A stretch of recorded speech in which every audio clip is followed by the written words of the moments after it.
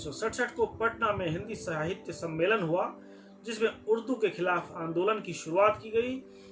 यह आंदोलन इतना बढ़ गया कि पूरे बिहार में हिंदू मुस्लिम दंगा फैल गया और जिसमें सरकारी आंकड़ों के अनुसार रांची में 184 लोग मारे गए और 173 लोग गंभीर रूप से घायल हो गए। नमस्कार, मैं हूं रत्नेश कुमार और अपने स्पेशल सीरीज मैं बिहार हूं में आपका स्वागत करता हूं। इसमें मैं आपको बताऊंगा बिहार के प्रादुर्भाव की कहानी, बिहार के उत्थान की कहानी और बिहार के पतन की कहानी। पिछले एपिसोड में मैंने आपको बताया था कि चुनाव में किसी भी पार्टी को क्लियर मैंडेट नहीं मिला और गठबंधन सरकार बनाने की तैयारी जोरों पर थी। आज आपको बताएंगे उसके आगे की कहानी। विपक्षी पार्टियों को सत्ता का सुख भोगना था, इसीलिए उर्दू के मुद्दे पर तात्कालिक विरोध नहीं किया गया। 5 मार्च 1967 को महामाया प्रसाद सिन्हा मुख्यमंत्री बने। उनके साथ साथ कैबिनेट मंत्री और राज्य मंत्री ने भी पदभार संभाला, लेकिन मंत्री बनने की चाहत तो सभी नेताओं में थी। सभी पार्टियां सरकार को गिराने की धमकी देकर अपनी पार्टी के नेताओं के लिए मंत्री पद की मांग करते रहे और कैबिनेट का आकार बढ़ता गया। 10 महीने और 20 दिन के शासनकाल के दौरान कैबिनेट का विस्तार 5 बार किया गया और कैबिनेट का आकार 8 मंत्रियों से शुरू होकर 34 मंत्रियों तक चला गया।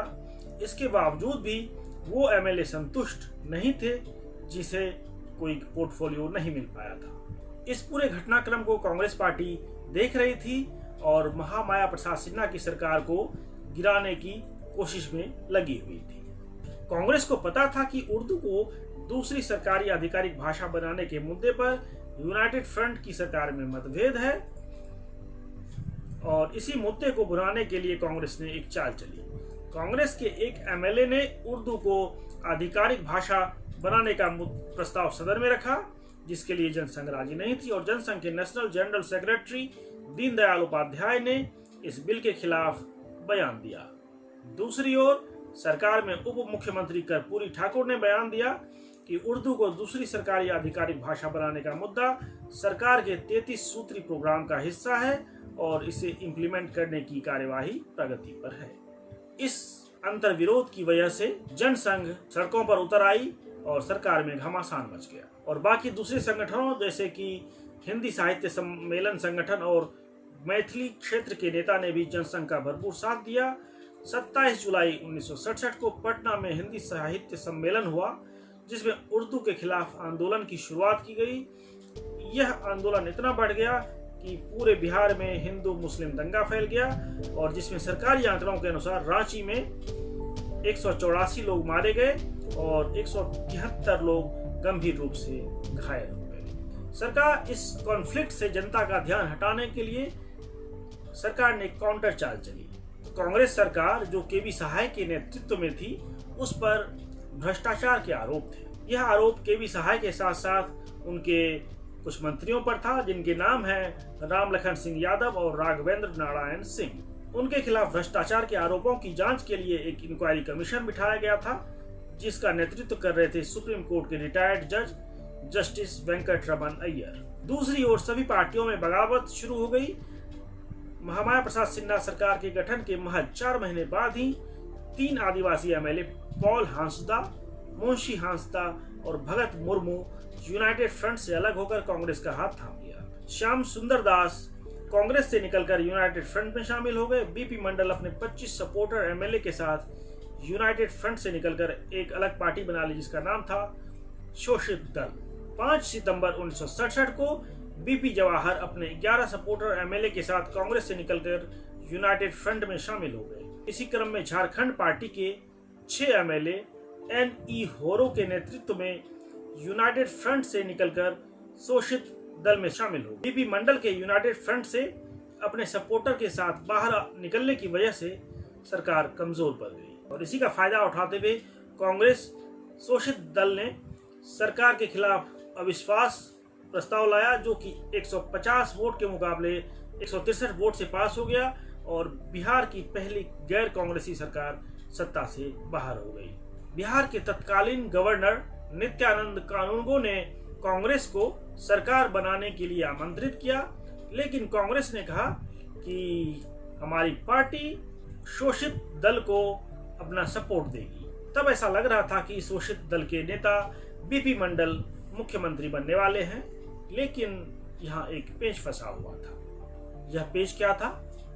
दरअसल बीपी मंडल अभी ना ही विधानसभा के सदस्य थे और ना ही विधान परिषद के, क्योंकि वह तो संयुक्त सोशलिस्ट पार्टी की तरफ से बिहार के मधेपुरा लोकसभा क्षेत्र से लोकसभा के सदस्य थे।